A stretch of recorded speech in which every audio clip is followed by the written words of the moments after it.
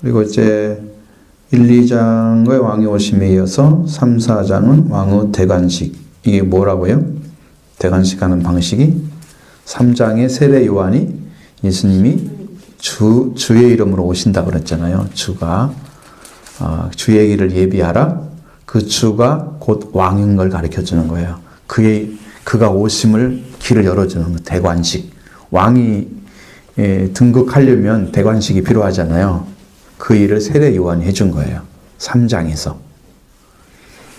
그리고 4장에는 3장에 연결돼서 세례를 받으신 다음에 사탄과 영적 싸움이 시작됐죠. 왕의 대관식과 왕권 대결이 시작된 거예요. 그러면서 왕권이 어떤 존재냐면 사탄이 자기가 왕이라고 주장했잖아요. 3장에서 보면 이 세상은 누구한테 준 거다? 그리고 자기한테 절하라고 그래요. 세상의 천하 영광을 보여주면 이건 나에게 넘겨준 것이다. 그러니까 나에게 절하면 내가 영광을 너에게 주겠다. 자기가 주인 행사를 하고 있잖아요. 두 왕국이 지금 대결하고 있는 거야. 사탄의 왕국은 사실상 능력은 없는데 왜 능력을 발휘하냐면 사람이 하나님의 말씀에서 끊어진 자들이 살고 있기 때문에 그들은 지금 하나님의 능력에 들어가서 거기서 구원을 받지 아니하면 하나님의 나라의 왕권에 들어가지 못해요. 다스림 못 받거든요. 그런 상황에 있는 사람이기 때문에 사탄은 가깝고 하나님은 멀고 그래서 회개가 꼭 있어야만이 되는 거죠. 꼭 돌아와야만 되는 거죠. 그런 싸움이기 때문에 힘든 게 보이는 거지 사실 하나님의 능력이 없어서 그런 것이 아니야. 사람이 처해져 있는 형편이 하나님과 관계가 끊어져 있고 사탄과의 관계가 맺어져 있으니까 사탄이 더 가까운 거야. 그래서 능력이 많은 것처럼 보이니까 둘이 싸우면 그 사탄과의 대결이 아주 심하게 된 것처럼 생각을 하는데 사실 하나님께 돌아와 보면 사탄은 무능하다. 능력이 없다는 거예요. 예수님이 세력을 무력화시켜버렸잖아요. 죽음의 세력을. 예수 안에 들어오면 못 써요. 힘을. 예수 밖에서만 힘이 센 거야. 그래서 두 왕국이 대결처럼 나타난다. 그 말의 생각에는. 사실상 그런데 하나님의 모습을 볼 때는 그렇지 않습니다. 그 나라가 와서 다스리기 시작하면 들어온 사람들은 전부 그 왕국의 통치하에 들어가는 것이죠. 그 대결이 필요한 거예요. 그래서 예수님이 그 영적 싸움을 했죠. 그 다음에 5장부터 7장 사이에는 새로운 왕국의 통치 질서. 그게 뭐라고요? 산상수훈이죠. 그죠? 자, 이 왕국에 들어간 사람들이 그 나라에 들어가서 살아야 될 것을 이루어야 되기 때문에 거기에 필요한 진리들을 가르쳐 준 거죠. 자신이 왕으로 다스릴 원칙을 가르쳐 줍니다. 하나님께서 다스릴 나라. 그러니까 여기서 성경에서 나오는 그 마태복음에서 산상수훈에서 중요한 구절 중에 하나가 하나님의 나라와 의를 먼저 구하라 그러잖아요. 그죠? 그러니까 지금 하나님의 나라와 의가 우리 가운데 존재해야 우리가 하나님을 중심으로 하나님의 방법에 따라서 질서대로 순종하며 사는 그런 삶을 배우게 되는 거예요. 하나님이 행해 주셔야 될 것들에 대해서 바르게 받아들이지 못하면 이그 사실을 알 수가 없는 거죠. 그래서 이 문제가 산상수훈이 물론 제자로서의 길도 열어주지만 이 왕국의 질서 가운데 눈을 보면 그러한 하나님과 관계 안에서 그 나라는 내가 어떻게 다스릴 거니까 너희는 이렇게 말씀을 지켜라. 이 자리를 세워주는 거다. 가르쳐주는 거고 하나님의 자녀들이 지키고 살아가야 할 의의 법을 거기서 공포하시는 거예요. 의의 법인 거예요. 그러니까 옳은 진리죠. 구약에 기록된 것보다 더 완전한 진리. 옛사람이 말한 바 이렇게 말했으나 나는 너에게 말하는 새로운 진리를 선포하시죠. 이거 잘못하면 신율법이라고 그러는데 율법이 아니고 복음이에요. 우리를 어떻게든 듣고 순종하게 하면 그 완전히 구원에 이르도록 길을 열어주는 우리의 영혼이, 우리의 삶이 그런 진리가 이 속에 들어있다. 이거죠. 오늘 공부할 것은 10장, 8장부터 10장입니다. 왕으로서의 능력을 보여줍니다. 이걸 뭐라고 하냐면 왕의 시위다 그럽니다. 내가 이 정도의 사람이야. 이 정도의 왕의 능력, 왕권의 능력을 소유하고 있어. 통치권을 가지고 있어. 왕으로서 시위를 보여주는. 그것이 8장부터 10장에 들어가 있습니다. 그래서 8장부터 10장에는 하나님의 의로운 능력, 새로운 통치의 특징을 얘기하는데, 자, 이건 뭐 때문에 이게 필요하냐면, 정말 구약에 약속했던 그 메시아가 왔음을 보여줘야 되는데, 그것을 이제 말씀으로 처음에는 했잖아요. 5장부터 7장까지. 그 다음에는 지금은 능력으로, 메시아가 왔음을 그의 능력으로 보여주는 그런 역사를 행하고 있습니다. 그가 완성할 왕국이 어떤 것인가를 보여주는 거예요. 8장부터 10장 사이에. 잘 생각해 보세요. 그럼 뭔가 좀 잡힐 거야. 진짜 왕이니까 뭔가 다스림이 있어야 하잖아요. 왕이 뭔가 다스림이 있어야 되죠. 저는 상당히 손이 시린 것 같은 느낌이 드네, 다들. 손 안 싫어요? 응? 아니, 여기는 괜찮은데 내 손은 조금 싫은 느낌이. 그래서, 바닥은 지금 제대로 돌아가고 있어요. 그래서 이게 뭐냐 하면은, 이게 뭘 가르치냐면, 이게 여기서 예수님의 능력을 보여주는데, 7대 능력을 보여줍니다. 예수님의 7대 능력. 어떤 것이냐 그러면 전 영역에서 예수님이 메시아임을 드러내 주십니다. 그냥 영적인 세계에서만 계는 게 아니고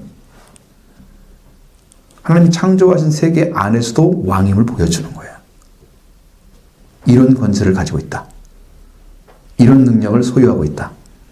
그게 뭐냐? 첫 번째는 1번에는 질병을 정복하는 능력. 8장 1절부터 17절.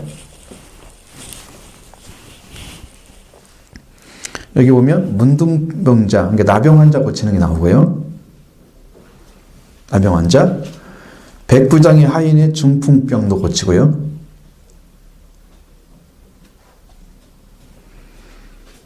베드로의 장모의 열병. 자, 이게 뭐냐면 질병을 정복하는 능력을 가지고 있다는 거예요. 천국에 들어가면 아픔이 없죠. 아픈 사람이 없어. 그러니까 안 죽는 거죠. 늙지도 않아요. 아프면은 되게 아픈 것은 어디서 오는 거야? 늙음에서 오잖아요. 오래 듣는데 얘가 받침을 못 해주니까 오는 거잖아요. 몸이. 이것이 이제, 근데 늙지 않는다면 안 죽겠죠. 그래서 불로초를 구하러 다닐 거예요. 안 늙으면 안 죽어. 천국에는 늙는 게 없어요. 더 크는 것도 없고, 응? 영원히 완성된 세계에 들어간 거예요. 그래서 질병을 완전하게 정복한다는 거야. 예수님이 오시면. 우리가 시편에서도 우리가 우리의 죄를 사하시며 우리의 질병을 치료하시는 하나님. 그 능력의 말씀은 그걸 이루고 있어요. 그 다음에 2번은 자연을 정복하는 능력을 보여주고 있는데, 이건 8장 18절부터 27절의 말씀입니다. 자연을 정복하는 능력. 풍랑을 잠재우시는 거예요. 풍랑을 잠재우시는. 자, 그러니까 이 자연이 예수님의 말씀이 들어야지 통치하는 거잖아요. 그죠? 이 제자들은 그 풍랑을 잔잔케 할 수 있는 능력이 없어가지고 막 깨우고 막 그러잖아요. 예수님. 왜 주무시냐고. 예수님은 그렇게 풍랑이 쳤는데도 주무시고 계신 거야. 기도를 오랫동안 하셔서 그런지, 하여튼 피곤해서 그러신지 그 모습을 보여주는 이유가 뭐겠어요? 예수님은 어떠한 상황에서도 평안을 가지고 계신다는 거예요. 그 예수님을 침범해서 넘어뜨릴 존재가 땅에 존재하지 않는다는 거죠. 예수님이 죽으신 것은 하나님이 허락하신 그 시간 안에서만 허락이 된 거죠. 그래서 죽음을 맛보셨다 그러지 예수님이 진 게 아니란 말이에요. 그러니까 하나님은 죽을 수도 없고 죽이지도 않아 사람을. 그건 사탄에 쫓겨서 말씀을 안 믿기, 하나님을 안 믿기 때문에 죽은 거지 하나님이 죽인 게 아니고. 네, 그렇게 되는데, 그래서 풍랑을 잠재웠다는 것은 그가 고물에 누워가지고 잠을 자도 그는 평안 속에 있었고 제자들은 두려워하고 있었다는 거죠.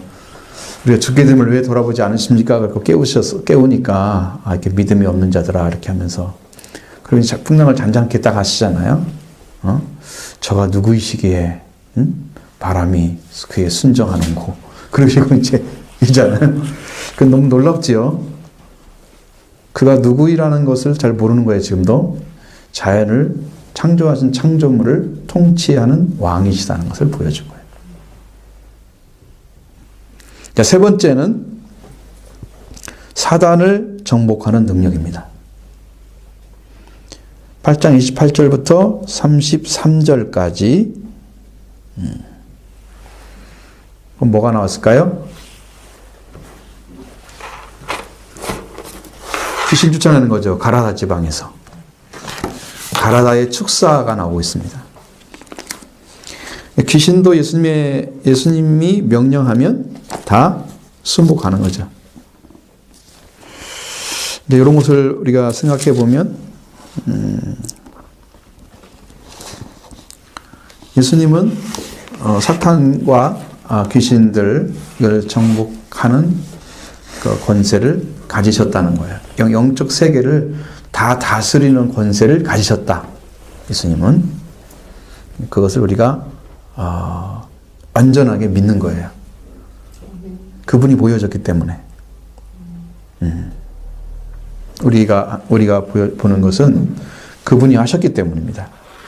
그 다음에 네 번째는 죄를 사하는 능력이 있음을 보여주는 거예요. 9장 1절부터 17절의 말씀입니다. 거기에는 중풍병자를 치유하는데 죄를 사하시는 거예요. 죄를 사하시는 걸 보면서 저가 어디기에 죄를 사하는가, 서기관들이 속으로 생각하는데 예수님이 말씀하시잖아요. 네 제사를 받았니라는 것과 침상을 들고 걸어가라, 일어나 걸어가라는 것 어느 것이 쉽겠느냐? 그러나 얘가 인자가 세상에 죄를 사하는 권세가 있는 줄 너희로 알게 하려 함이니라. 예수님은 지금 죽지 않으셨는데도 죄를 사하는 권세를 가졌다. 이것은 뭘 상징하는 거예요?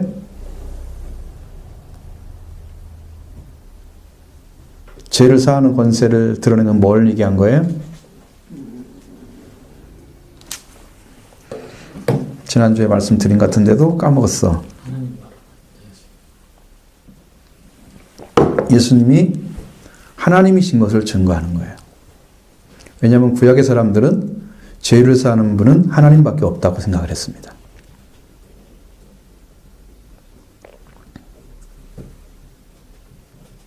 그러니까 하나님이신 거죠. 본인이 지금 죄를 사하는 권세를 사용하신다니까. 아들의 권세 사용하시는 거예요.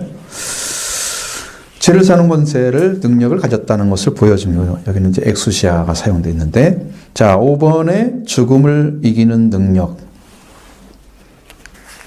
자, 예수님이 직접 하세요.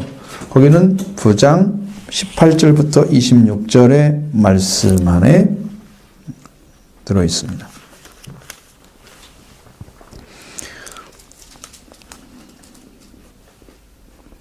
어떤 사람이 와서 예수님이 내 딸이 방금 죽었으니까 좀 고쳐달라고 몸에 손을 좀 얹어주십시오. 그러면 살겠습니다. 예수님이 손만 얹으면 살겠다고 믿었잖아요. 혈루증 여인 고치면서 지나가셨죠. 그리고 그 집에 도착을 해서 그 집에 들어갔습니다. 사람들이 물고 있죠. 많은 사람 물러가라 하고 떠드는 사람들. 불신자들은 옆에 있으면 안 되잖아요. 구시렁구시렁 할 거 아니야. 또 말도 안 되는 소리, 아무 소용없는 소리를 하고 있잖아. 상 물러가게 하고 그냥 부모하고 제자들만 데려가는 거죠. 예수께서 들어가셔서 손에 손을 일으켜서 세웁니다. 그러니까 일어났어요. 죽은 생명을 살려내는, 목숨을 살려내는 죽음을 이기는 능력이다. 그러니까 예수님 안에 들어가면 죽을 수가 없다는 거예요.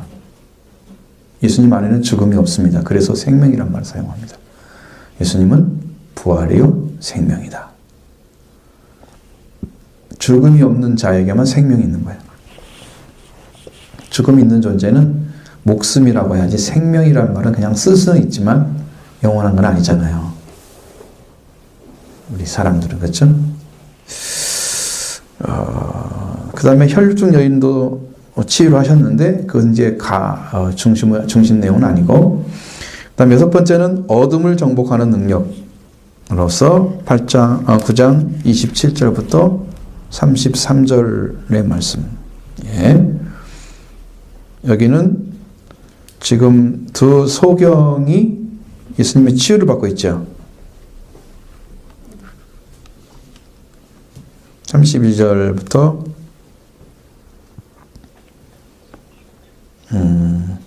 자 27절부터 나오는 내용은 맹인이 소리 질렀다 그랬죠. 다윗 자손이라고 부르고, 그리고 예수님이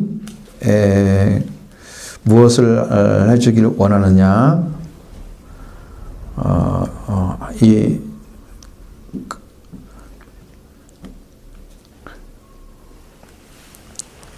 내가 너희 이 일을 할 줄 믿느냐 이렇게 하니까 믿는다고 그러잖아요. 자, 여러분 예수님이 사용하신 방식은 예수님을 믿을 때에만 사용하십니다. 능력을. 막 사용하실 때에는 인간적 관계가 없어요. 그냥 병을 잘 고쳤다. 무슨 병 고쳤다. 그렇게만 써 있어요. 그러니까 어떤 대상이 아니에요. 여기는 두 맹인이란 말 분명히 나오죠. 그것은 어떤 대상이 있다는 거예요. 근데 그 대상에 대해서 믿음을 가졌느냐, 믿음대로 할 줄을 아느냐고 묻었어요. 그러니까 아는단 말은 완전하게 믿는 상태를 안다 그러는 거예요. 믿지 않으면 아는 것은 불가능해요. 그러니까 너무나 확신 속에 꽉 차 있는 거죠.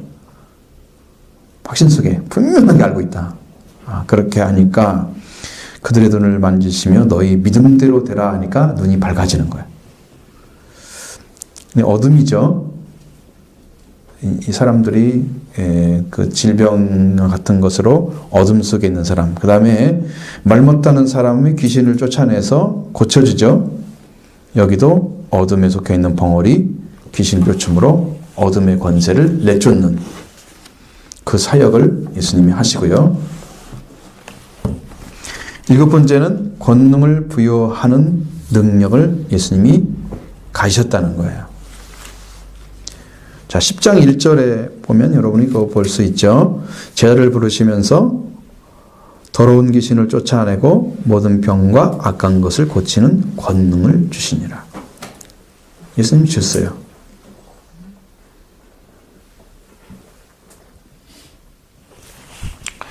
그러니까 여러분이 이런 것들은 바로바로 이제 생각을 해야 되는데, 우리가 바라보는 이런 그 영적인 세계에서 일어나는 일들,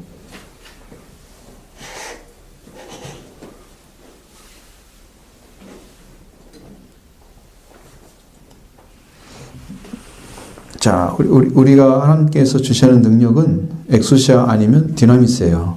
네. 여기에 제자들한테 준 것은, 여러분 첫 번째 능력이 나타나려고 하면은 반드시 하나님의 자녀 자리에 돌아오시는 사람들이 필요해요. 엑소시아 사부적 권리가 와야 돼요. 여기 엑소시아 준 거예요. 여기서 권능을 줬다는 말은. 그러니까 하나님께 속한 자가 되는 거예요. 이 제자들이 능력을 발휘하는데, 우리가 보기에는 이게 디나미스잖아요. 나타나는 것이. 권능을 해서 이적적인 능력을 막 행하는데, 거기에는 엑소시아가 먼저 오는 거예요. 항상. 여러분 하나님과 관계가 맺어지지 않는 사람에게 능력을 부여주면 이상한 거야. 하나님께 돌아온 생명에게 하나님이 능력을 행하도록 하는 것은 이게 올바른 방식이에요. 자녀는 반드시 그렇게 되어 있어요. 하나님의 자녀가 되는 권세를 줬다. 엑소시아를 주시고 그 다음에 하나님의 자녀가 된 자들에게 성령을 부어서 디나미스, 성령의 권능이 디나미스거든요. 능력을 행하게 만드시는 거예요. 이 제자들은 이렇게 귀신을 쫓아내고 더러운 귀신을 뻗은 병과 간 것을 고치는 권능을 엑소시아를 받았는데 그 다음에 그들이 계속 그거 했다는 말이 안 나와요. 예수님 훈련시킬 때만 한 번 하고 나머지는 하지 않은 거야. 왜? 그것은 일시적으로 가능하다는 거죠. 왜냐하면 권능은 성령이 오셔야 주기 때문에. 디나미스는 그래서 엑소시아를 가지고도 그걸 할 수가 있다는 거예요.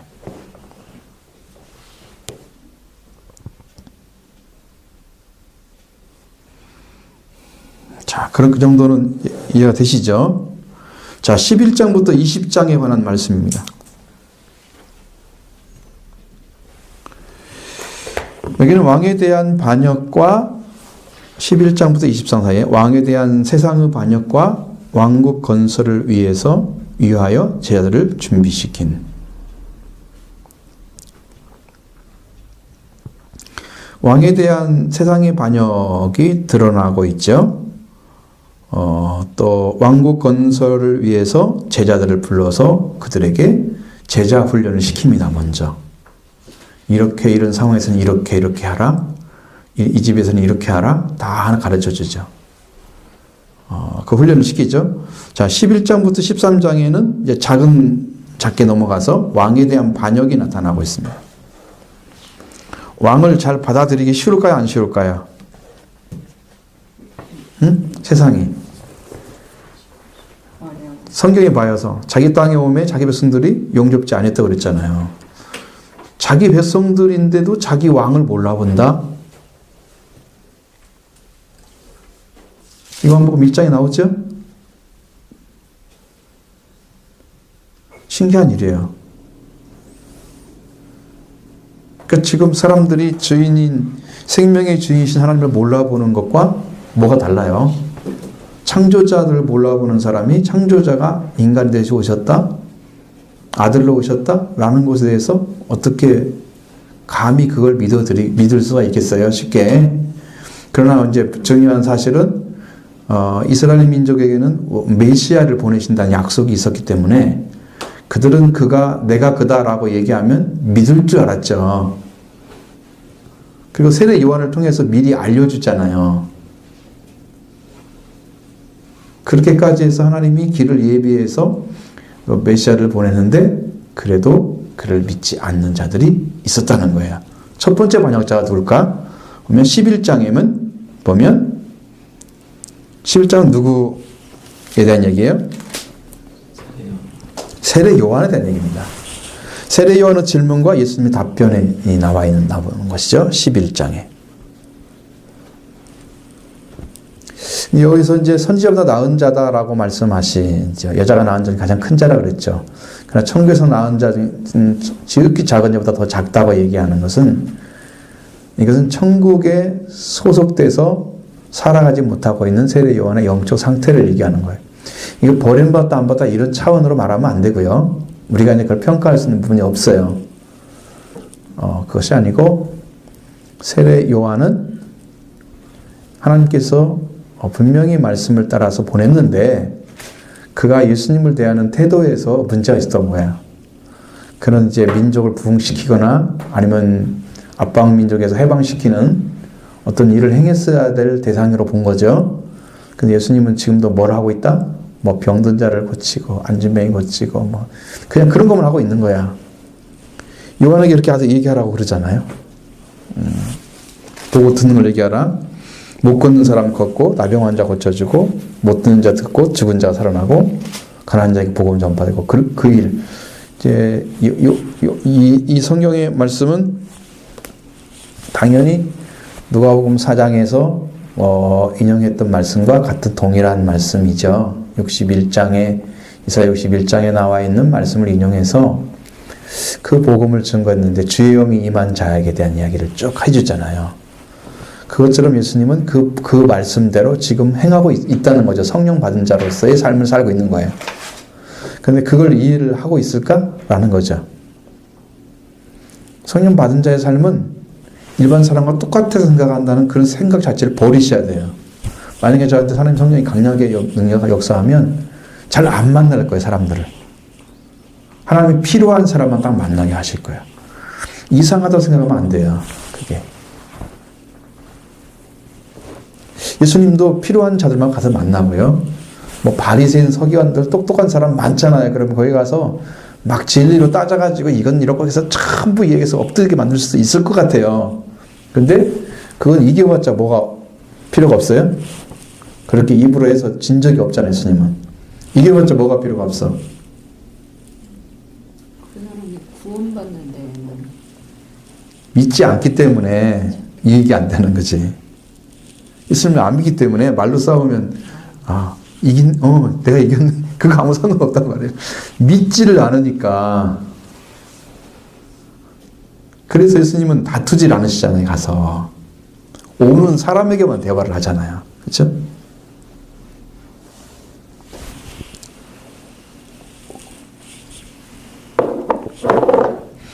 그럼 예수님 여기 강한 그 메시지는 11장의 메시지는 천국은 침노한 자의 것이다. 그게 뭔 말이에요? 천국을 침노하라는 뜻이죠. 천국을 침노하라. 여러분은 하나님 나라를 얻기 위해 수단 방법 안 가리고 그걸 뺏어내야 됩니다. 내 것으로. 그게 여러분이 행해야 될 방식이에요. 신앙은. 그것이 올 때까지 기다리는 것은 여러분이 안 가고 있다는 거야. 자, 바위야 나한테 오라. 그럼 바위가 안 오니까 내가 나한테 간다. 그래야지. 바위가 올 때까지 기다리는 거야. 자, 감아 떨어져라. 입에 딱 벌리고 오고 있으면 감이 떨어져요? 안 떨어지니 내가 널 딴다. 그렇게 하는 거란 말이야. 직접 가서 어떻게? 내 것으로 만들어야겠죠. 침노한다는 것은 빼앗는 것은 어떤 침략 같은 것. 굉장히 강력하게 그걸 내 것으로 만들기 위해서 굉장히 강력하게 도전을 하는 거야. 그게 지금 천국에 들어가려고 하는 사람들이 신앙이 왜 이렇게 약하냐 그러면 그것이 내 것이 돼야 된다는 사실을 눈 감고 있는 거예요, 다들. 이것에 눈을 활짝 뜨고 내 것을 만들어야 된다는 이 생각을 가져야 되는데 그거 아니면 자, 예수님을 믿는 목적이나 예수님을 믿고 있는 그 상태가 아무런 나에게 하나님 나라에 들어가서 역사해야 될 그리고 하나님 나라 다스리는 통치권에 들어가는 그런 혜택을 아무것도 못 받아. 그게 못 들어가면. 이 땅에서 수없이 배워도 그 혜택을 받지를 못해 내가. 배우면 뭐해? 배우면 뭐해? 그게 내 거 돼야지. 그렇죠? 소유권이 달라져야 하잖아요. 심령이 가난한 자는 천국이 그들의 것이다. 천국에 소속된 사람만 천국을 내 것으로 한 사람만 심령이 가난한 자야. 성경으로 말하면 천국을 소유한 사람이란 말이에요. 내 것이 아니면 나에게 유익이 없는 거야. 아무리 말을 해도. 남의 것 가지고 열심히 일해봤자 여러분 누구 좋은 일이에요? 응? 누구 좋은 일 시키고 있는 거야?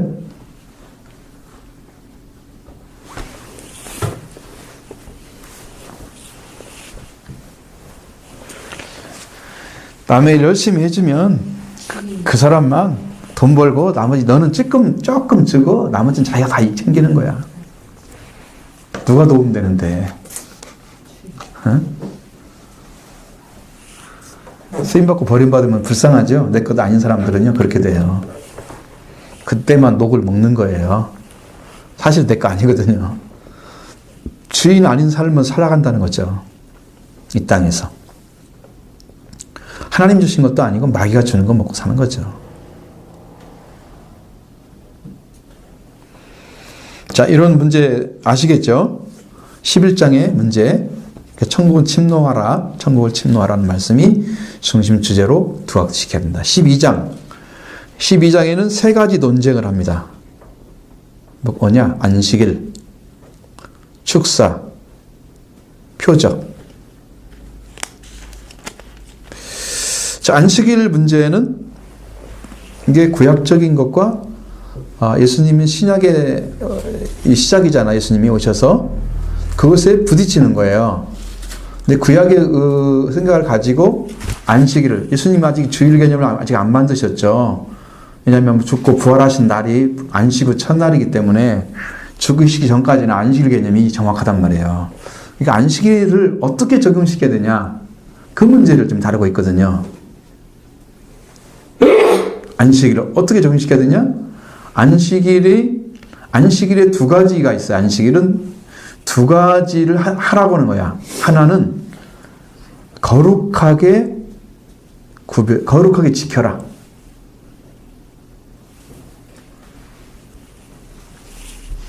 그 다음에는 노동하지 말라. 구약적인 의미에서 두 가지를 지키는 거예요. 그러니까 구별해서 지키는 것은 하나님께서 명령한 날이기 때문에 그날을 기억해서 구별해서 다른 날과 다르게 지키라는 의미인데, 그걸 가지고 있어야 되겠죠, 내 심령 안에. 또 한 가지는 일하지 말라는 거예요. 일. 왜? 하나님도 안식일에 쉬셨다. 일의 개념이에요. 그럼 이 안식일 논쟁은 일의 논쟁이에요. 일에 관한 논쟁이야. 일이 뭐냐? 안식일을 범했냐 안 범했냐를, 일을 했냐 안 했냐, 그걸로 결정을 하는 거야 지금. 내가 안식일을 지키고 있어 이런 것과 상관없어. 어떤 일을 했느냐라는 거예요. 그 구약적인 의미에서 안식일에 하지 말할 게 너무 많잖아요. 내가 오직 하면은 그걸 다 찾아봤다니까. 그 사람들이 만들었던 그걸 다 찾아보니까 한 8가지가 나와요. 근데 제자들이 그 밀리삭 잘라서 먹은 것은 걸리지 않아요. 거기서 안 나와요. 원래 포도원에 들어가잖아요. 이웃집 포도원에 들어가면 그릇맛 없이 충분히 먹고 나오도록 그렇게 성경에 명령해 놨어요. 아무 상관없어요. 가져가는 건 문제되는데 먹는 것은 죄가. 들어가서 남의 곡식에 좀 따먹어도 아무 상관없어요. 낫으로 배가지 않으면 되는 거야. 근데 이 사람들이 손으로 조금 잘라 먹었다고 이게 안식을 범했대. 참.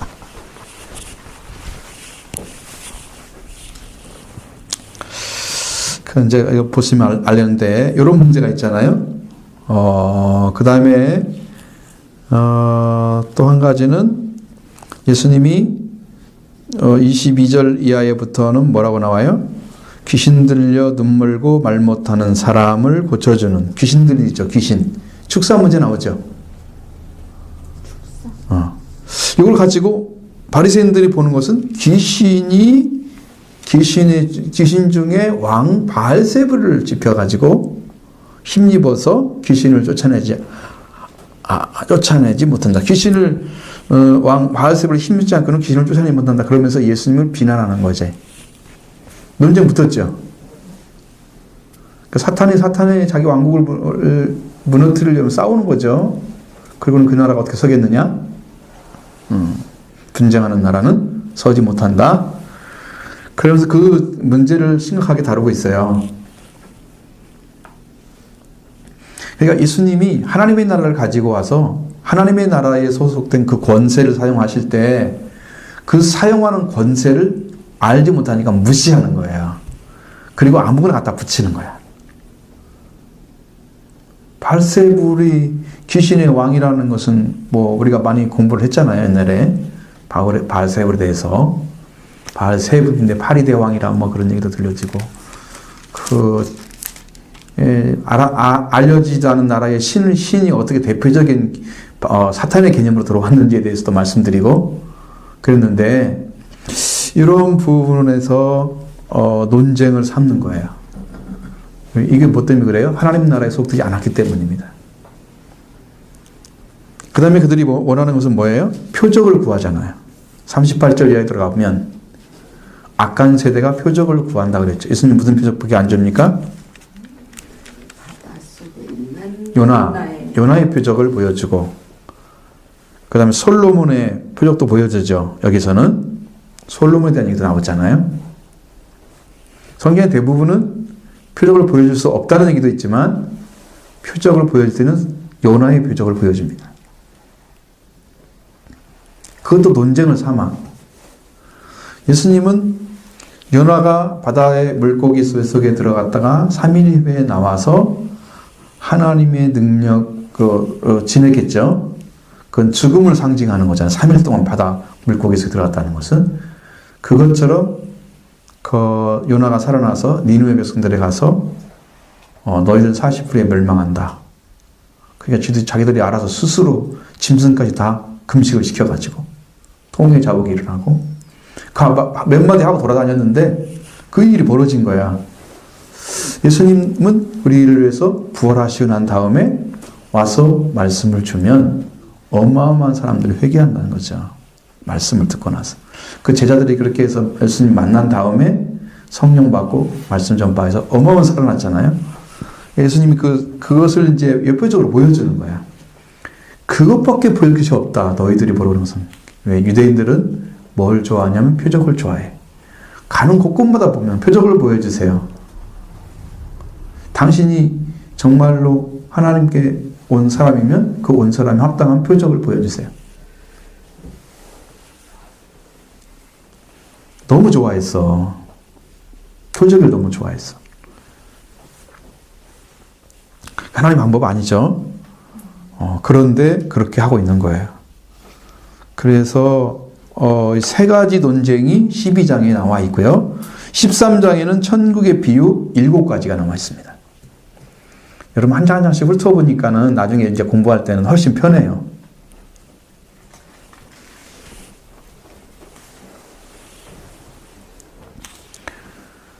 자, 씨 뿌리는 자 나오죠. 씨 뿌리는 자, 씨 비유, 씨 뿌리는 자의 비유. 그 다음에 이제 설명을 쭉 하신 다음에 씨 뿌리는 자의 비유가 이런 거다. 이렇게 말씀하시고, 그 다음에 천국 비유를 하시는데, 가라지 비유를 하십니다. 그 다음에 겨자씨 비유를 말씀하시고,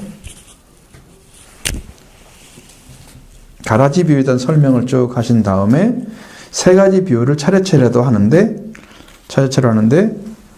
이거 이제, 감추인 보화 비유를 하시고, 그 다음에 진주, 값진 진주 비유 하시고,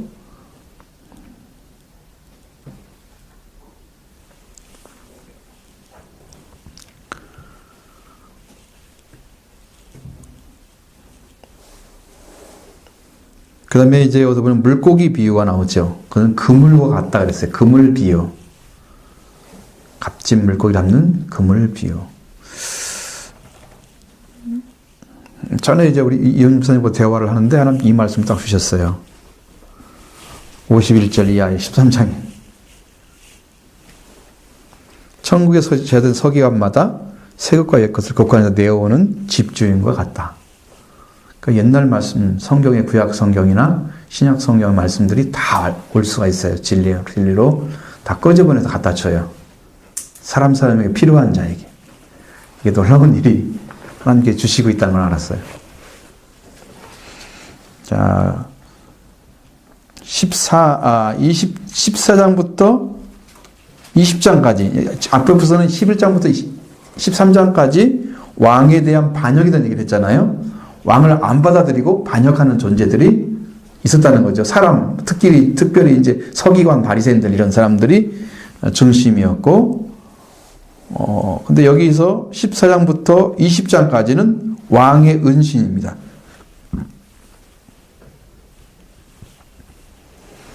은신이란 말은 몸을 숨기는 거잖아요. 드러내지 않는 거예요. 자기가 메시아이면서도 메시아임을 안 드러내는 거죠. 자, 이건 뭐냐면 14장은 오병이어와 바다 위를 걸으시는 기적. 자기를 숨겨주면서 누구한테 보여주냐? 제자들한테 보여주는 거예요.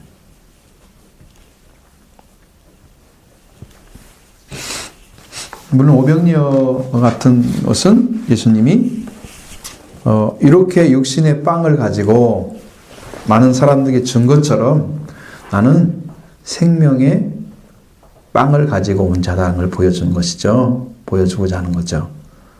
무리를 거르시는 것도 물이 너를 침범치 못하면 불이 너를 삼키지 못한다. 태우지 못한다. 그러니까 예수님은 물도 불도 다스리는 분인 것을 보여주는 거예요.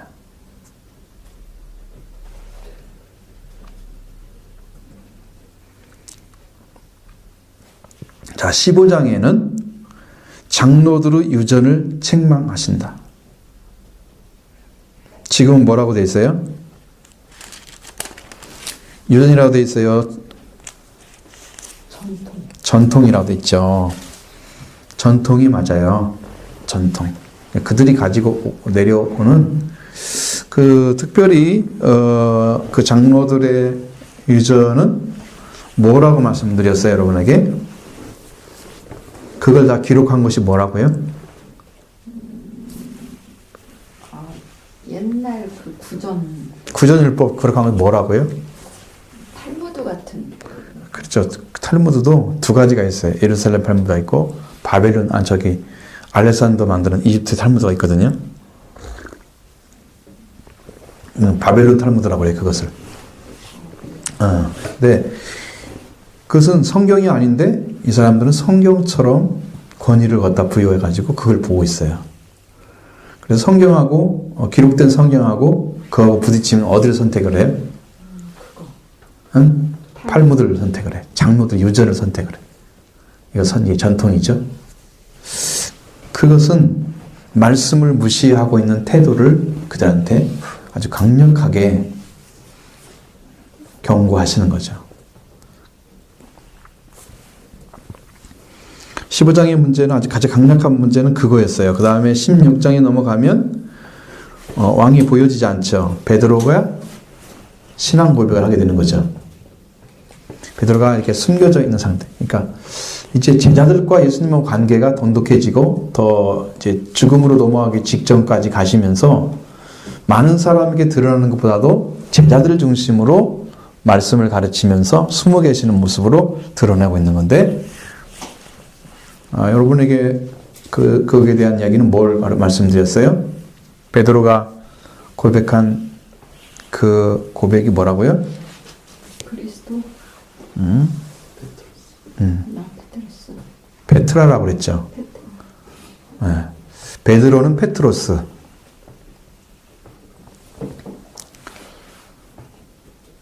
그것이 반석이에요. 반석. 그러니까 예수 그리스도, 그리고 예수님이 그리스도이고 그다음에 하나님의 살아계신 하나님의 아들로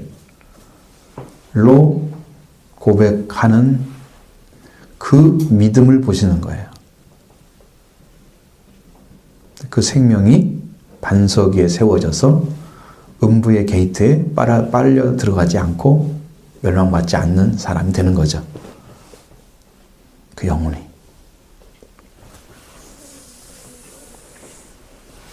자, 17장에 넘어가면 순환 예고를 하십니다. 예수님이 16장에서 그 순환 예고 좀 했다가 어떻게 됐어요? 베드로한테 제3일에 내가 죽은 다음에 살아날 것이다. 그래서 베드로가 붙들고 항변했어요. 이 항변한 단어를 보면요, 목을 붙잡고 있는 거예요. 멱살잡이. 멱살을 잡은 거야. 예수님한테 갑이 당신 죽으면 안 돼. 이 절대 쪽이 안 믿을 것입니다. 막 그렇게 얘기하잖아요. 그렇게 얘기하다가 이제 자기를 부인하는 삶을 살아라고 말씀하셨죠. 베드로야, 내 뒤로 가라. 그렇게 하시고 너는 날 따라오라는 뜻입니다. 그래서 너를 부인해야 된다. 하나님의 일보다 사람의 일을 더, 하나님 것보다 사람의 것을 더 중시 여기는 그것을 깨뜨린 거예요.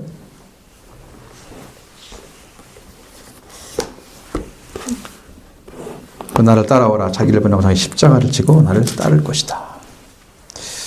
여기에 이제 어마어마한 진리가 숨어져 있습니다. 상상하기 힘들 정도로.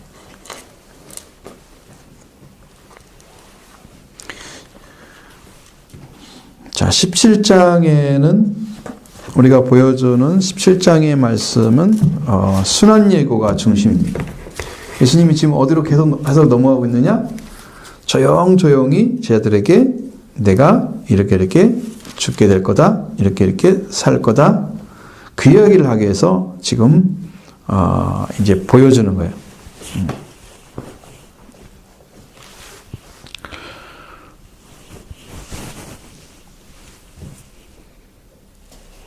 22절부터 23절에 나오고 있죠. 예수님이 숨어 계시는 왕의 은신 그리고 계속해서 숨겨지면서 18장에는 교회 생활에 대한 교훈입니다. 그러면 이제 신앙생활 할 때 교회에서 어떤 삶을 살아야 되는가? 어떤 삶이 제 성경에서 말씀하시는 교회 생활인가? 그래서 어린아이에 대한 그런 비유와 같은 말씀을 하시죠. 하나님 나라에 대한 천국에 대한 것을 물어봤을 때 천국에 누가 큽니까?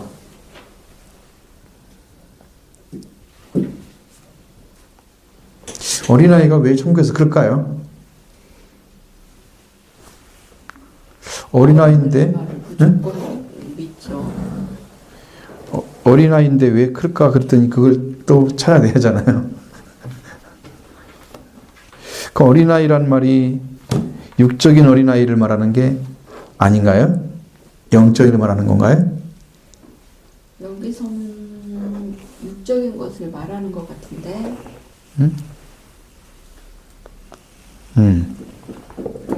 여기 보면 어린아이 하나를 세우고 얘기한 거니까. 근데 그것이 보여주는 어린아이란 말이야. 그럼 어린아이가 천국에서 왜 크겠어요? 어른들이 말씀하시는 걸 그대로 믿잖아요. 하나도 의심하지 않고 그대로 믿고 순종하니까. 근데 어른들은 일단 의심을 하고 두드려 보고 확인해 보고. 그러니까 여기서 하나의 어떤 그 단초를 제공하는 게 뭐냐면 너희들이 어린아이와 같이 돌이키지 아니하면, 그러니까 어린아이는 이와 같은 그러한 부모를 신뢰하고 사랑하고 그 의지하는 그런 아주 그러한 중심을 가지고 부모를 기대고 있듯이 우리도 천국에 대한 것을 가질 때 하나님이 아버지니까 아버지를 향해 돌아간 자녀처럼 마음을 돌이켜서 하나님 나라를 향해서 가서 그 나라에 소속이 되어져야 들어가는데 그것이 어린아이에서 찾아낸 거죠.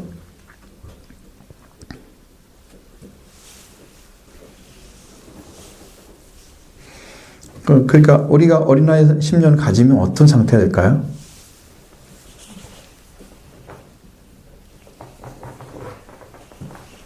자기 부정이 좀 쉽겠죠. 자기 부정.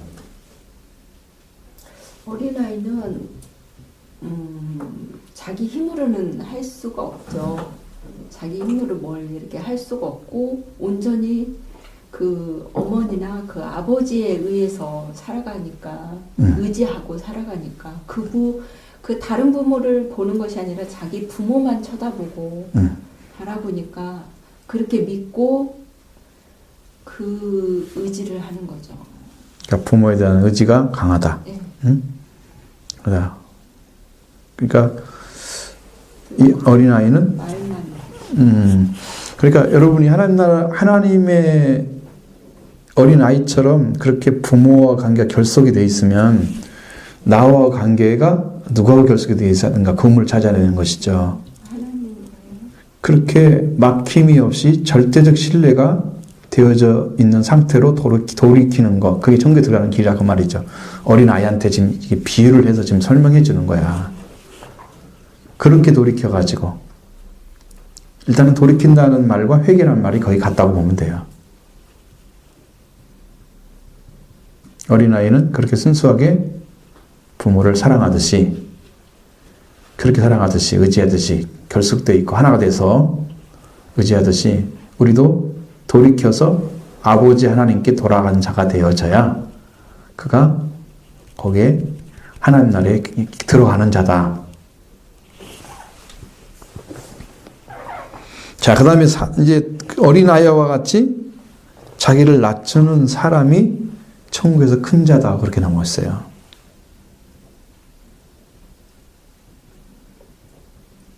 밑에 있는 사람이 결코 작아서 밑에 있는 게 아니에요.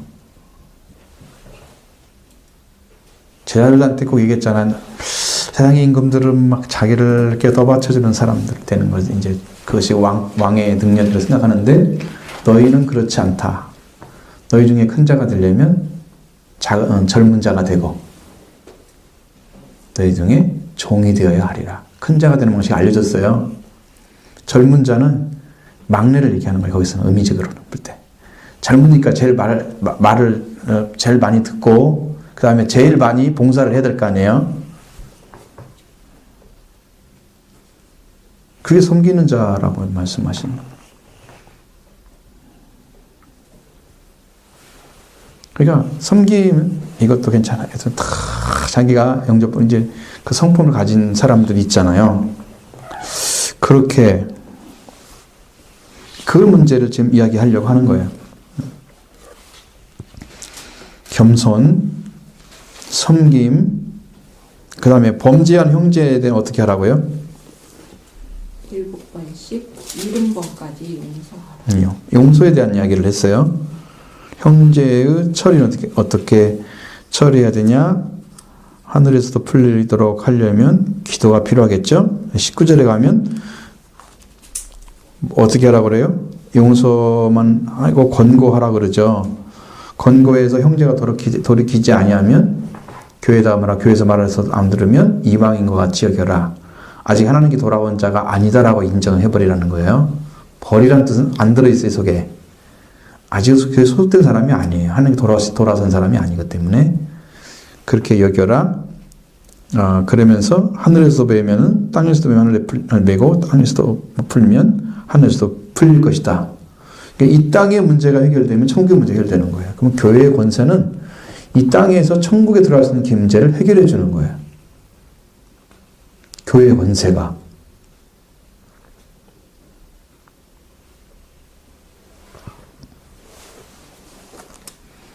그래서 기도 얘기를 해주잖아요. 무엇이든 누구든지 너희 중에 너희 중에 두 사람이 땅에서 합심하여 무엇을 구하면 그래서 하늘에 계신 내 아버지께서 그들을 위하여 이루게 하시리라. 그러니까 예수님의 이름으로 모인 곳에 예수님이 계시면서 예수님이 이제 그 불쌍한 사람들 있잖아요. 지금 이방인으로 취급받은 사람들 위해서 기도해주면 하나님께서 그걸 풀어주겠다. 그러니까 우리가 이것은 중부적 기도가 필요한 거라 이 말이죠. 그 생명을 위해서. 그렇죠? 그래서 여러분이 해서 잘 안 되는 사람들은 좀 알려줘야 돼. 그래서 그 사람들 위해서 기도하려면 한꺼번에 같이 우리 이분에서 기도합시다. 두 사람은 예수님으로 모인 곳에 그들 예수님이 계신다고 그랬으니까 그 말씀을 믿고 같이 기도해서 문제를 해결해 가는. 누구를 해서 기도해 주세요. 그러면 어떻게 해야 돼? 몇 사람 같이 기도합시다. 아주 딱 같이 모여서 그 자리에서 그것을 기도해 주는 거야. 응? 해결하겠죠. 이 문제를 말씀하고 있고요. 그 다음에 용서에 대한 얘기도 해줬어요. 죄를 용서를 몇 번까지 하리까? 형제가 죄를 범하면 7번만 하면 되지 않겠어요? 이제 베드로의 고백이지만 그러니까 굉장히 인심 쓴 거야. 베드로는 한 번도 힘든데 7번 다 생각하지. 근데 베드로는 예수님은 용서를 어떻게까지 하라고 7번 한 것보다 70번 더 하라고 그러니까 하다가 지쳐서 용서를 나 잘 몰라 다 용서할게 그냥.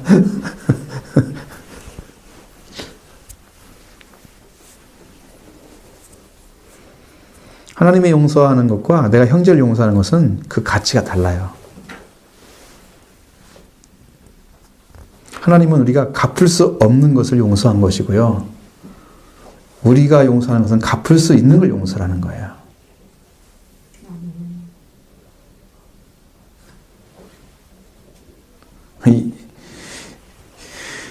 그 예수님이 그래서 거기에 대해서 이야기할 때 말씀하시는 내용 중에 10,000달란트, 10,000달란트 빚진 자하고 말하잖아요. 그래서 나가서는 100데나리온 빚진 자에게 자기 동료에게 자기한테 빚졌다고 안 갚았다고 가서 감옥에 쳐놓고 있잖아. 형제 용서는 가능한 거죠. 100데나리온이니까 그걸 이제 그렇게 숫자로 쓴 거고요. 1만 달란트는 우리가 갚을 수가 없는 돈이에요. 그건 그 뎁트라는 단어 자체가 빚이라고 읽잖아요. 빚이 성경에는 죄라는 말과 똑같은 거예요.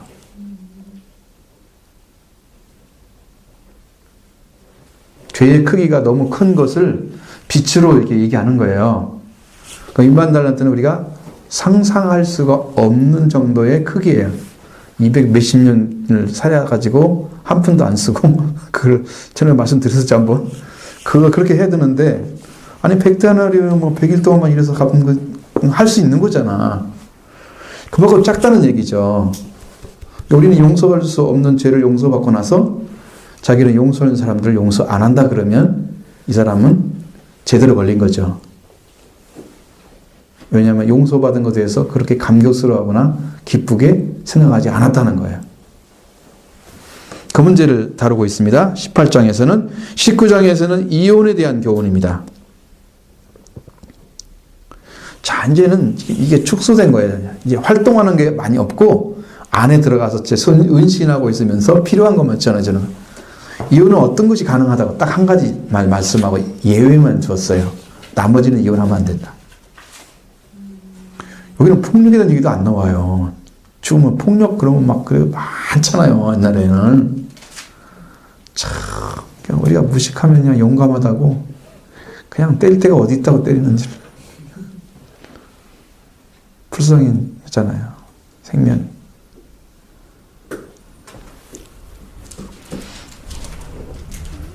그건 이제 남자들이 아마 그 유교적인 사상이나 이런 것들이 강력한데 여자들이 말을 안 들어요. 현대 여자들은.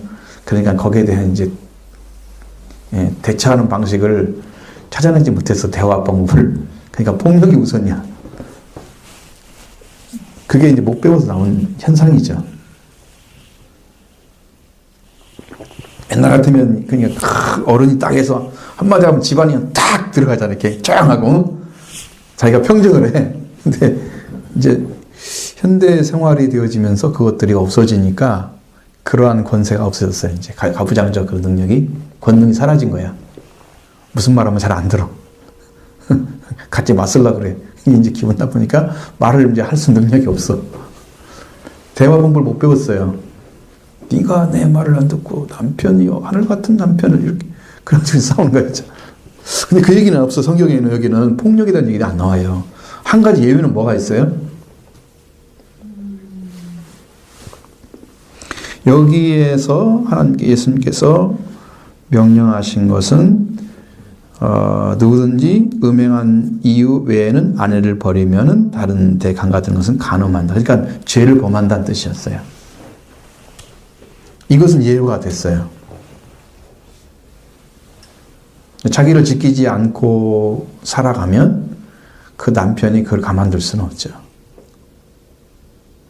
그것은 예외가 됐어요. 성경 예수님도 말씀하셨어요. 그래서 그런 죄를 범해서 이혼했다 그러면 우리 교회에서도 어떻게 그 사람 마음속에 용서를 할 수 있는 마음이 있다고 하면 서로 이렇게 해서 그 연결시킬 수는 있겠지만 그것이 안 된다면 말을 할 수가 없어. 성경도 예외를 주니까 이것은 이 문제만큼은. 그다음 두 번째 이야기는 부자 청년과의 대화. 이제 이런 게 나옵니다. 자, 영생에 대한 얘기를 묻고 그 영생을 어떻게 얻을 수 있는 방법이 있느냐? 무슨 선한 일을 해야 얻는 것처럼 이게 뭘 얘기하는 거예요? 선한 일을 한다는 것은 선한 일을 한다는 것은 자기 노력과 어떤 스스로의 어떤 그 헌신이 따라야만 영생을 얻는 것처럼 생각이죠. 근데 영생을 주시는 분을 따라가는 것이 헌신이고 그것이 선한 거예요. 그분을 따라가려고 하니까 조건이 다 걸리잖아요. 율법을 지켰느냐 그러니까 옛날부터 내가 다 지켰다고. 생명에 들어가면 계명을 지키라니까 계명은 다 지켰다고 계명을 쭉 이야기를 하잖아요. 예수님 말씀해 주니까 나는 이거 다 지켰다 그랬을 때부터 아직도 무엇이 부족합니까? 나는 요 계명 다 지킨 겁니다. 그는 온조자가 좋으면 데 가서 네 재산을 팔아가지고 가난한 자에게 나눠주고 와라. 그건 하늘의 보화가 내게 있을 거다. 그리고 너를 따르라 그랬어요. 그러니까 자 걸림돌이 어디가 있냐면 자기가 가지고 있는 재산에 있었죠. 자기 것을 안 보고 자기가 가지고 있고 자기가 살아가는 방식은 안 보고 계명을 지킬 수 있었다는 건 참 특이한 경우죠. 여기 걸리면 뭐가 걸리겠어요?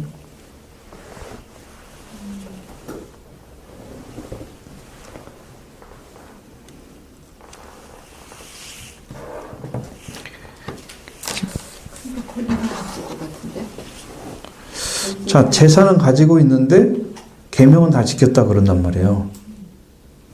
무슨 계명이 걸려있어요, 여기서? 자기 재산이라는 게 거의 부모한테 물려받은 재산일 거 아니에요. 젊은 사람이니까. 자기 스스로 돈을 그렇게 많이 벌 수 있는 그런 직업이나 그런 것이 있었을까? 자신을 내려놓지 못하는 건데? 그렇지. 자기 자신이 가지고 있는 것이 그 이웃에게 하나도 환원되지 않는다면 이웃을 사랑하는 사랑이 없었다는 거죠. 삭개오가 이게 위대한 것은 예수님을 만난 즉시 이웃에 대한 마음이 딱 회복된 거예요. 그래서 지금까지 내가 돈을 뺏었구나, 다른 사람에게. 갈취한 것, 협박해서 받은 것들 다 준다 그랬죠. 그 다음에 가난한 자에게 내가 다 나눠주고, 그 갈취한 것들은 어떻게 4배의 보상을 받겠다. 이웃관계가 다 회복돼서 그냥 마음에서 탁 놓아져 버린 거야. 물질이 놓아진 거야. 그러니까 아브라함의 자손이 된 거죠. 아브라함은 생명이 먼저고 이웃관계가 먼저인 거예요. 아브라함의 자손이 되는 것은 영적인 거죠. 회복된 사람이에요. 이웃을 내모쳐 사랑하라는 말씀도 다 이뤘는데 무엇이 부족하니? 그러니까 지금 소유가 지금 무엇 때문에 이렇게 있겠어요? 자기 중심적으로 그걸 가지고 있기 때문에 있는 거죠. 이웃을 내 자신처럼 사랑하는 마음이 있었으면 나눠졌을 거 아니에요. 이루어진 거 아니죠. 근데 뭐가 부족하냐고 막 큰 소리 치는 거야.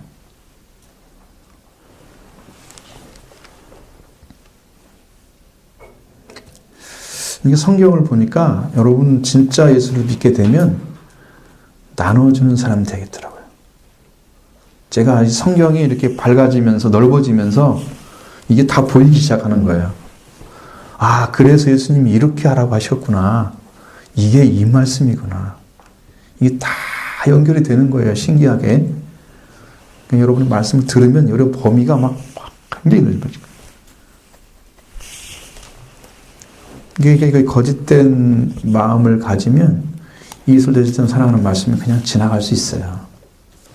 내가 사람을 위해서 사람이 잘 대하고 좀 필요한 있으면 조금 주고 소유는 뭐 엄청나게 많지만 그냥 좀 대하고 잘 대하는 그걸로 내가 지금 하고 있는 것처럼 세상에 지금 우리 속한 사람들 중에서도 많은 교인들 다니는 사람들 많잖아요. 물질 많은 사람들 중에서. 근데 그걸 진짜 다른 사람에게 필요한 걸 얼마큼 줬는지 정말 필요한 자에게 나눠주고 나는 정말 거기서 부족한 것들 가지고 조금 살고 있는 건지 움켜쥐기 위해서는 뭐 몽땅몽땅 가져오면서 주는 것은 조금씩 이렇게 그냥 필요한 데 조금 주고 아 나는 이웃 사랑하고 있다. 자기는 엄청나게 가지고 해놓고 이렇게 살면 그건 주님 방법은 아니죠. 나한테 준 것은 주라고 준 거예요. 다른 사람에게. 근데 그게 자기 건 줄 알고 있단 말이에요. 이 땅에 놔두면 자기도 못 가질 거거든요. 자기 병 들고 이러면 쓸 데가 없잖아. 별로. 병원비나 쓰고. 응? 그거 어떻게 할 거야? 죽을 때 사회 환원한다 그런데 그거 가능해요? 잘 못해요.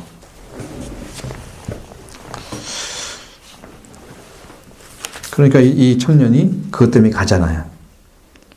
재산을 못 나눠주고 근심하며 재물이 많음으로. 참 이건 재물의 문제를 해결하지 못하는 문제가 있어요. 자, 그 다음에 20장에서는 포도원 품꾼의 비유가 나오고 있습니다. 이것은 뭘 상징하는 거예요? 무엇을 위해서 부른 거예요, 그들을? 제가 들어올 때 9시 아침부터 0시부터 시작해서 아침 6시가 0시잖아요. 8시 온 사람 있겠죠? 9시 온 사람 있겠죠? 12시 온 사람 있겠죠? 3시 온 사람 있겠죠? 5시 온 사람 있어요. 그 사람한테 똑같이 약속하기를 네가 들어오면 한 대련을 주겠다. 똑같이 얘기를 하는 거야. 시간이 다 틀린데도 나는 똑같이 주겠다. 이렇게 하는 거지. 마무리가 됐잖아요. 이제 맨 늦게 온 1시간 일하는 사람한테 1대련을 주니까 일찍 와서 한 사람들은 저 1대련이면 나는 지금 몇 시간을 더 했어? 그럼 서 해보니까 엄청나거든. 한 10몇 대는 될 수 있겠지. 이러는데 한 대련을 주니까 확 돌았잖아요. 막 정신이 없잖아. 그러니까 이것을 주인이 준 대로 약속한 대로 받기만 하면 되는 걸 자기 생각이 들어간 거야. 주인에게 충성한 게 아니야. 물질을 얻기 위해서 노예가 된 거야. 그 순간에 바뀐 거야. 거기서 악하다 그랬어요. 내가 사는 걸 너는 악하게 보느냐고 말하고 있잖아요. 약속한 대로 주면 내가 떼약부에서 일을 더 많이 했든지 적게 했든지 주인의 의도에 따라서 주어지는 것 뿐이라는 거죠. 자기 생각이 들어가면 안 되는 거예요. 이것은 뭐냐면 내 노력을 중요하게 여기고 주인의 약속을 믿지 않는 사람들의 모습이에요. 우리 신앙도 내가 이만큼 교회에 헌신하고 했으니까 나를 더 많이 알아줘야지. 만약에 그렇게 서가지고 불평불만하고 막 교회 문제를 일으킨다고 하면 이 사람의 상급이 있겠어요? 없겠어요? 없습니다. 수고한 것이 주님과 나와 계약 관계에서 수고한 것이지 교회에서 누가 알아주라고 수고한 건 아니란 말이에요. 그죠? 근데 우리 생각에는 꼭 더 줄 것 같거든.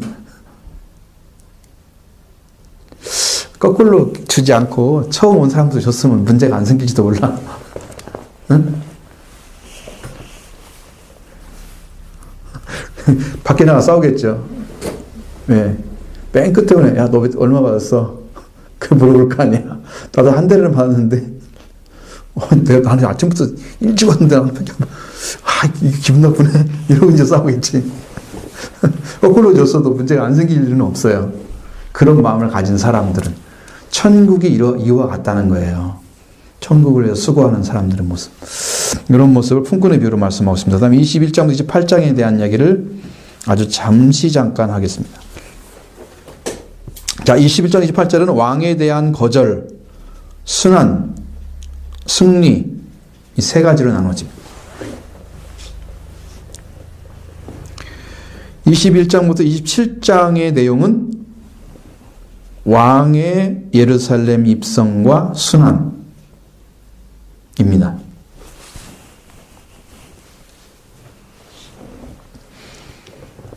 자, 21장의 내용은 예루살렘 입성합니다. 왕이. 그 다음에 성전을 청결하게 하는 일을 행하시죠.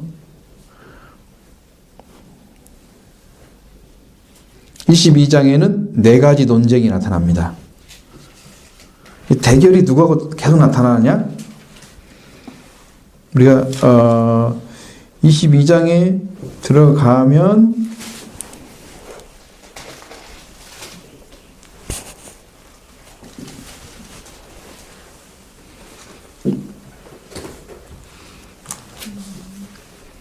바리새인들 예수님의 올무에 걸리기 위해서 나타나죠. 혼인잔치 비유가 한번 나온 다음에 그 다음에 세금의 문제를 다루잖아요. 세금.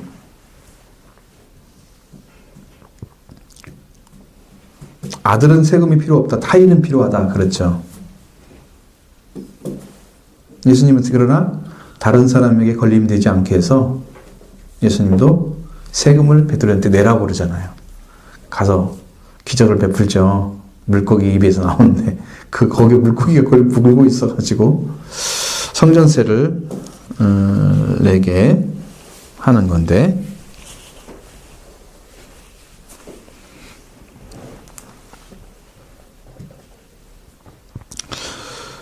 자, 그 다음에 부활 시의 결혼의 대상에 대해서 논쟁이 일어납니다.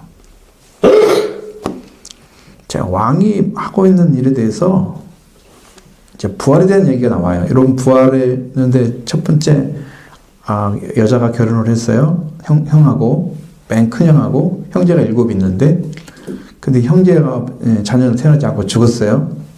둘째하고 결혼을 했어요. 또 죽었어요. 똑같이 해가지고 7가지 갔다고 해봐.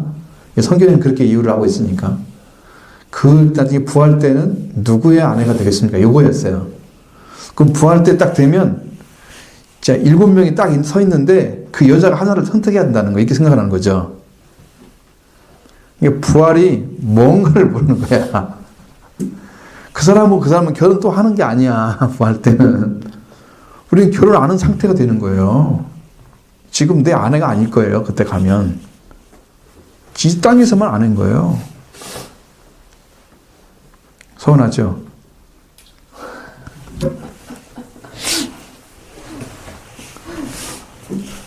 다행이에요.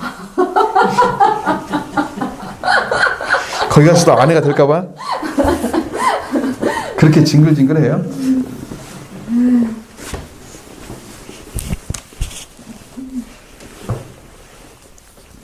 부활을 잘 모르면 이렇게 생각할 수 있잖아요. 그 다음에 이제 그 가장 큰 계명에 대한 얘기예요. 계명. 그런 얘기를 해서 22장이 끝나죠. 큰 계명. 가장 큰 3장에는 바리새인과 서기관과 바리새인들의 때들을 책망하시는 내용이 나오죠. 화를 선포하시면서 이들에게 책망하시고, 일단 얘기하면 또 시간이 넘어가니까 24장부터 25장의 이야기는, 말씀은 종말에 관한 감람산 설교라고 잡아져 있어요. 이것은 이제 그 당시의 모습을 보면서 예수님이 그 당시에 이루어질 것도 얘기하시고, 그것이 결국은 말세 마지막 때에 이루어질 일까지 쭉 연결을 시켜놨어요. 내용이. 그래서 종말에 관한 감람산 설교라고 이야기를 하는 거예요.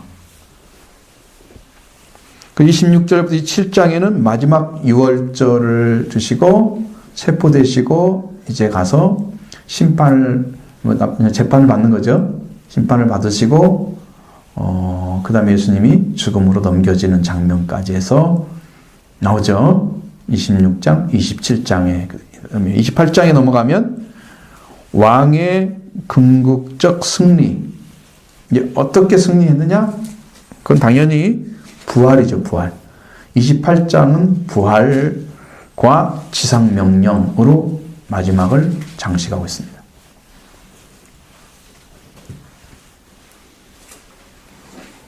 자, 왕의 궁극적 승리. 부활과 지상명령.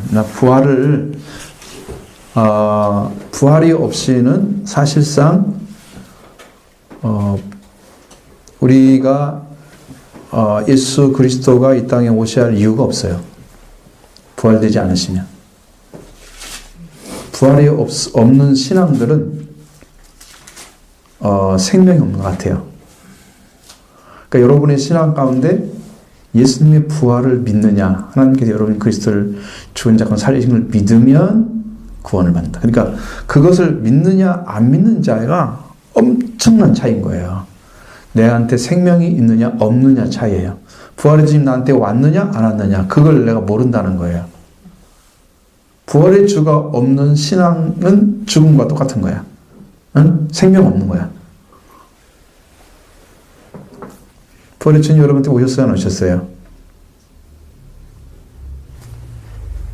믿으면 온 거죠? 아니야, 그런 지금 안 믿고 있었어요? 너무나 확신 없는 생각을 하면 안 돼요.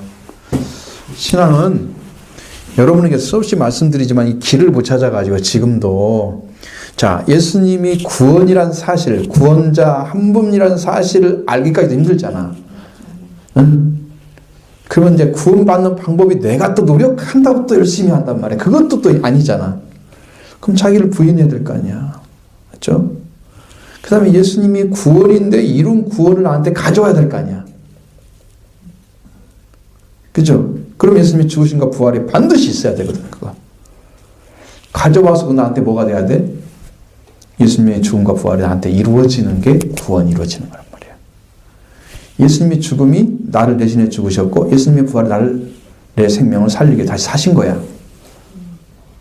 그럼 나 예수님이 사셨어? 내가 나한테 오셨으면 내가 산 자가 된 거야. 부활의 주님 없이 나는 영원히 죽어 있는 거야. 이 부활이 그래서 중요한 거야. 그럼 여기 마태복음에서 부활은 무엇을 상징하는 내 부활이냐 그러면 예수님의 제자들을 형제로 부활시키는 거예요.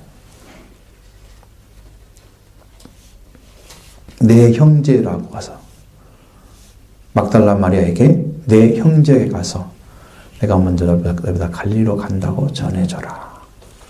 거기서 나를 만날 것이다. 형제로 부활시키는 예수님이, 그러니까 여러분은 성경을 끊임없이 배워야 돼. 그러면 여러분의 새로운 영적 세계의 말씀이 계속 들어가야 돼. 생명의 역사가 계속 일어나야 돼. 그래야 여러분의 삶이 계속 살아지는 거예요.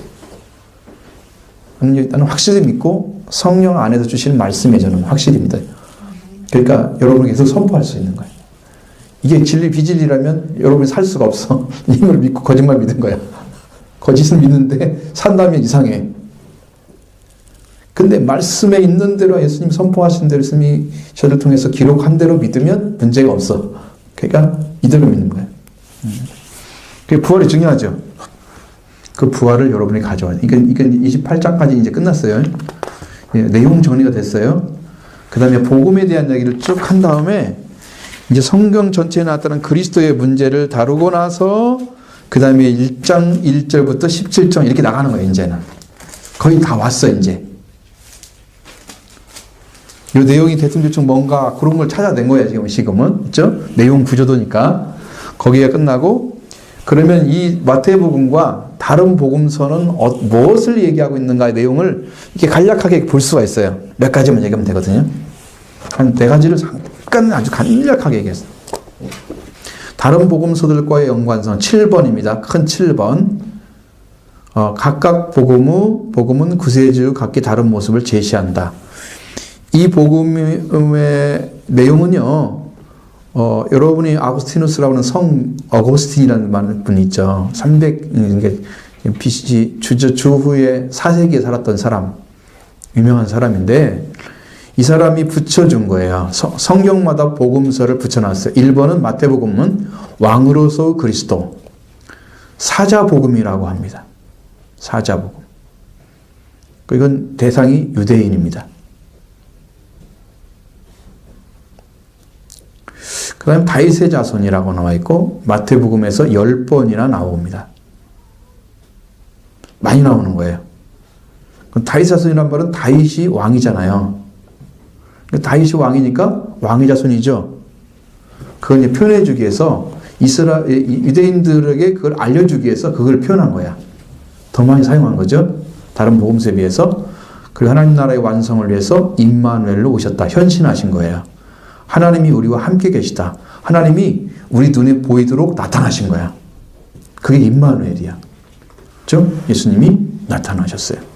그래서 하나님 나라를 세우기 위해서 내가 하고 있는 일은 무엇인가를 찾아볼 수 있는 말씀이 이거다. 그 다음에 2번째, 마가복음. 작은 2번째입니다. 가로치고, 가로 하나만 치고. 마가복음은 종으로서의 그리스도. 아까는 라이온 복음이죠. 마태복음은 여기는 옥스입니다. 소복음, 소. 로마인을 대상으로 기록했습니다. 이것은 로마인이에요. 그러니까 다르죠. 유대인을 기록한 것과 로마인을 기록한 거 달라요. 방향이 달라요. 그래서 우리를 위한 대가 지급을 위해서 제물로 예수님이 우리를 위한 대가를 지급하기 위해서, 이게 뭐예요? 구속하는 거죠. 그리고 지급하기 위해서 제물로 종으로 오셨다. 종이 제물과 같이 이제 낮은 자리에 세워지면서 일을 하신 그 모습을 드러낸 거예요. 자, 그 다음에 누군가를 세우기 위해서 나는 어떤 대가를 지불하고 있는가? 우리한테 물어보는 거예요. 마가복음 읽으면 넌 종으로서 어떻게 살고 있니? 무엇을 위해 살고 있니? 그리고 내가 섬기고 있는 영혼은 누군가? 어떤 생명을 섬기고 있는지. 세 번째고요. 세 번째로 자, 누가복음입니다. 작은 3번. 완전한 인간으로서의 그리스도입니다. 이것은 맨입니다. 맨, 사람 복음. 첫 번째는 마태복음 뭐예요? 라이언, 사자, 라이언. 마가복음은 옥스, 소 복음입니다. 누가복음은 맨, 사람입니다. 자, 인간을 하려고 온전하게 하려고 오신 희년의 선포자로 소개하고 있습니다. 자, 사람을 온전케 하는 거예요, 이제. 사람. 그래서 맨이라고 썼습니다. 여기는 헬라인을 대상으로 썼습니다. 이방인이죠. 헬라인이 이방인인데, 이방인 대표잖아요. 헬라인이. 성경에 유대인하고 헬라인밖에 안 나오잖아. 말을 할 때 그때는 제일 그 사람들이 많았기 때문에. 그래서 사람을 세우기 위해 사람의 모습으로 오셨다는 거예요. 그러니까 여기는 인성이 강조되는 거죠. 예수님의 인성. 자, 그러면 우리는 어떻게 살아야 되는가? 우리들도 사람을 섬기고 세우는 희년 희년 복음의 선포자로 살아야 한다.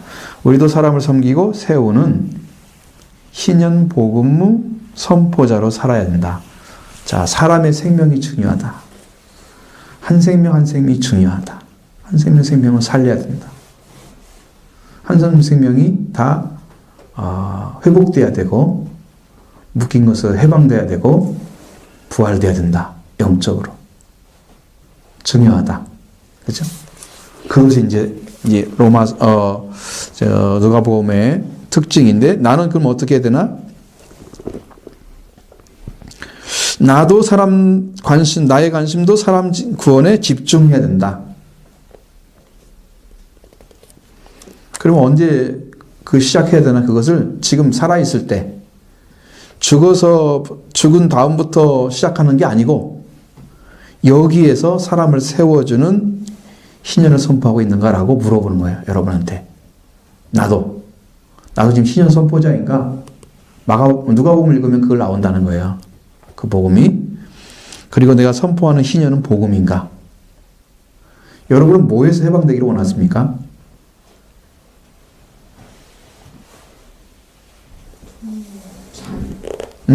자유가 있었으면 좋겠어요. 어떤 자유? 집에서 나왔으면 좋겠어요? 꼭 그건 아니더라도, 그러니까 어떤 자유? 죄에서 자유도 있고, 좀 거기에 많이 우리들의 생각이나 이게 매여져 있는 것은 인간적으로 매여 있는 것 같아. 거기에 이제까지 교육을 많이 받았으니까 그런 거에 대해서 진짜 그 진리를 알면 자유한다는 그 말씀이, 그거를 제가 좀 체험하고 싶어요. 그거를 완전히 받아들이고, 그게 얼마나 큰 것이 그 안에 이렇게 되어져 있는지 그거를 좀 확실하게 알았으면 좋겠어요. 진리를 알면 자유롭다는. 아직 진리를 모르고 있군요. 진리는 예수님인데 만나지를 못했어요. 만난 게 아니라 만나지 못한 것보다도 만남에 있어서 만나고 그분을 만난 다음에가 더 중요해요. 삶으로 예수님을 계속 가면서 체험해가는 삶을 살아야 돼요. 근데 그 만남이 계속 있어야 돼. 말씀을 통해서, 기도를 통해서. 말씀과 기도만 갈 수밖에 없어. 그러니까 이런 말씀을 읽거나 듣거나 계속해서. 근데 자기가 소화시키지 못하는 말씀을 수없이 들어도 소용없어요. 그것은 이제 나중에 단단한 식물을 계속 씹어 먹다 보면 단단한 식물을 인해서 내가 먹은 사람들은 자기가 소화를 못 시켰다 그러면 자꾸 이제 문제가 생기는 게 이제 영적으로 점점 메말라지는 거야. 그런데 자기가 먹을 수 있는 말씀을 먹어서 소화가 되면 풍성해지는 거야, 점점. 영양소를 지금 공급받고 있는 거야. 그 양식을 먹어야 되는 거야. 그래서 성경에 순전하고 신령한 젖을 사모하라. 그렇게 말씀하신 거예요. 왜 어린데 너무 단단한 식물을 먹어서 이게 소화가 안 되면 계속해서 영양 부족으로 나는 성장하지 못한다. 외수증에 걸리는 거죠. 외수증에.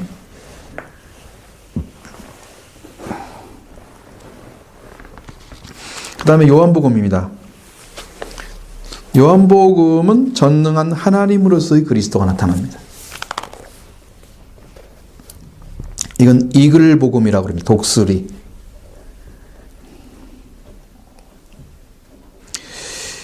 여기는 우주적인 복음이라고 그래서 모든 나라 사람을 대상으로 기록한 거예요.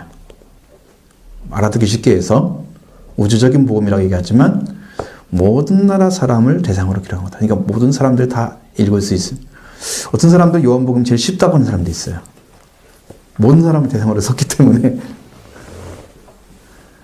근데 우리 청소년부에서는, 어린이부에서는 요한복음을 중심으로 했잖아요. 요한복음을 가르쳤거든요. 근데 그게 들어가다, 어린이한테도. 모든 사람 대상으로 썼기 때문에 다 먹힐 수가 있어요. 다 이게 마음속에 받아들일 수는 있어요. 신적인 생명을 가지고 있다, 예수님은. 이 생명의 근원 자체가 하나님 자신이에요. 그래서 우리 인간 안에 그분이 오시면 내 안에 신성이 회복되고 신성이 오고 거룩함이 오는 거죠.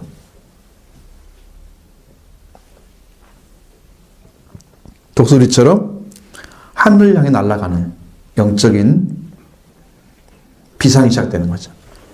영적인 비상.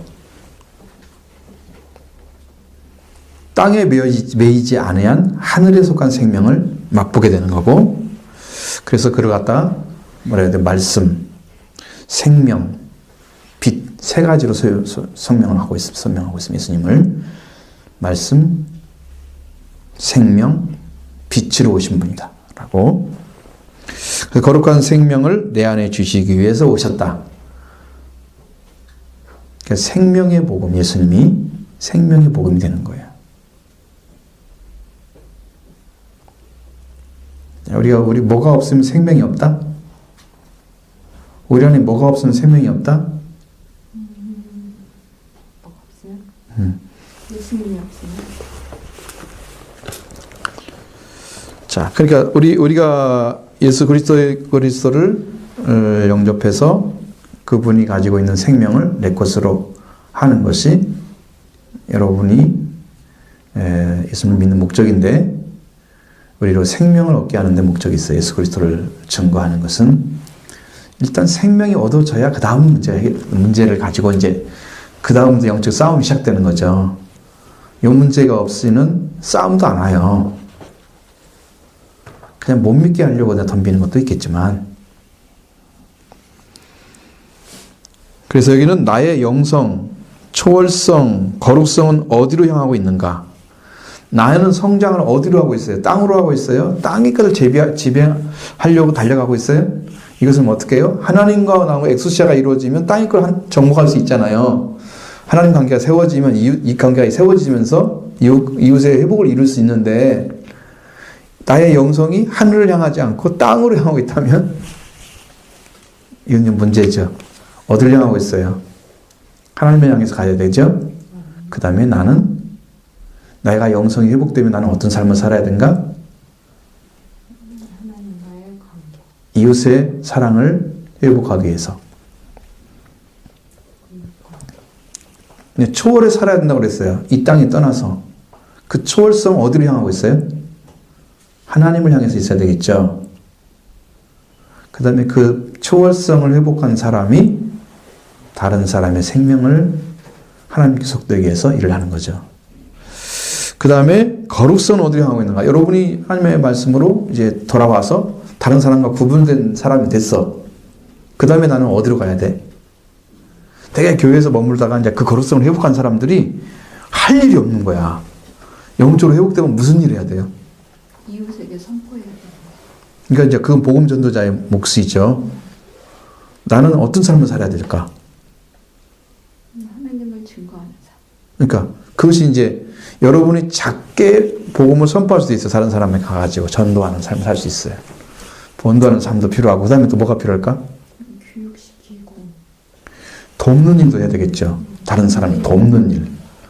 구제하거나 작은 것도 같이 나누거나. 그러니까 우리가 세례 요한이 먼저 하라 할 때 뭐라 했어요? 밥 먹을 거 있는 사람은 나눈 사람을 나눠줘라. 옷 두 벌 있는 사람 하나도 없는 사람 나눠줘라. 이거 있잖아요. 이것은 회복된 다음에 해야 될 일이에요.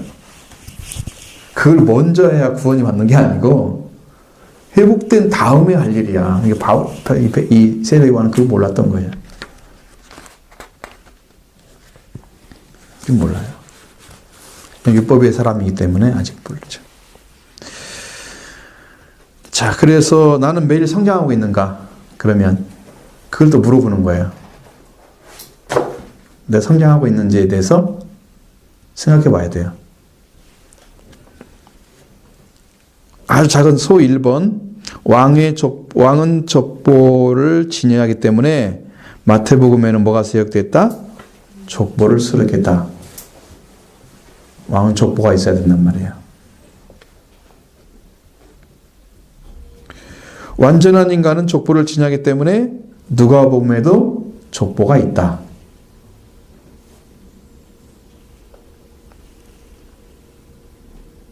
말이 되죠? 사람이기 때문에 족보가 있어야 되잖아요. 왕도 계보가 있어야 하잖아요. 그렇죠? 어디부터 시작해서 어디로 마치게 되는가? 자, 3번, 작은 3번. 종은 족보가 없다. 때문에 마가복음에는 족보가 없다. 이해가 되시죠? 작은 4번. 전능하신 하나님은 족보를 가지고 있지 않기 때문에 요한복음에는 족보가 없다. 이게 영적으로 다 고찰된 거예요.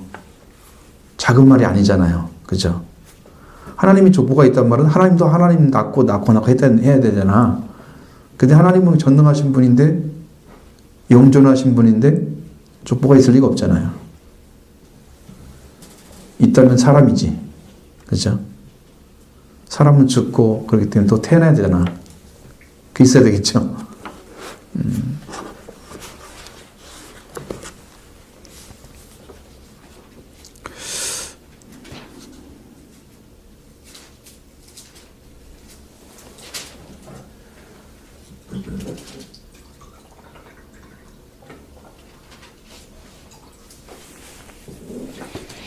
만약에 증언을 할 때, 어떤 증언을 할 때 내용이 똑같은 것을 가지고 그걸 좀 다르게 얘기하면 어때요? 증거가 더 확실해지죠. 그러니까 사복음서가 동일한 그리스도를 증거를 하는데 그 방향이 다르기 때문에 증언이 더 정확하고 분명해진다. 사복음서 읽을 때마다 4가지 방면의 증언을 들을 수가 있다는 거예요. 이건 내 말이 아니고 반 다이크 박사가 쓴 말이에요. 반 다이크. VANDYKE. 반 다이크. 사복음서 기사는 그리스도 생애에 대한 전기적인 요약이 아니라는 것을 주목해야 된다는 거. 이런 전기라는 것은 어렸을 때부터 어떻게 자라서 어떻게 크고 어떻게 해서 어떻게 자라고 해서 나중에 이렇게 올라왔고 그 다음에 무슨 일을 했고 누구를 가르쳤고 제자를 어떻게 남기고 마지막에는 어떻게 만들었다라고까지 나가잖아. 물론 예수님은 차례대로 안 나왔지만 비슷하게 나오긴 해요. 초기 예수님이 오셨을 때에 처음 나오고 중간에 세례요한이 갑자기 나오고 이런 식으로 그 중간에 모습이 없었잖아요. 그다음에 복음서가 서로 기록된 말씀들은 차례차례로 쓰는 것이 아니고 하나님께 주신 대로 계시대로 쓴 거예요. 따라서 전기적인 건 아니라는 말이죠. 성경이. 그래서 태어나서부터 30세까지 이르기까지 초기의 생애는 대부분 생략되었다. 누가복음에는 12세까지가 나오죠. 그 다음 없죠. 대부분 생략되었다. 여기까지 이제 오늘 공부를 했습니다. 제가 여기까지 하려고 지금 마음을 준비를 했는데 이렇게 안 하면 이제 중간에 내일 다음만 또 하면 이제 너무 또 반복되는 게 많을 거야. 그러면 진도를 못 나가. 그래서 이렇게 해서 말씀 배우고